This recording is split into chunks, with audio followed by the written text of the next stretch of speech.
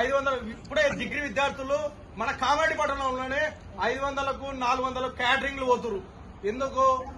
ఈరోజు సమయానికి స్కాలర్షిప్లు రాక వారి యొక్క డబ్బులతోని ఫీజులు అట్టక వాళ్ళు డాక్యుమెంట్ తీసుకోవాలి కాబట్టి వాళ్ళు కూడా కాలేజ్ వాళ్ళు కూడా బాబు మీ స్కాలర్షిప్లు వస్తలేవు, మీరు రియంబర్స్మెంట్ రావట్లేదు కాబట్టి మీరు ఒక 10,000 ఫీజు కట్టి మీ డాక్యుమెంట్ తీసుకోవాలంటే 10,000 పేద కుటుంబం నుంచి వచ్చినటువంటి విద్యార్థులకు డబ్బులు ఎక్కడి?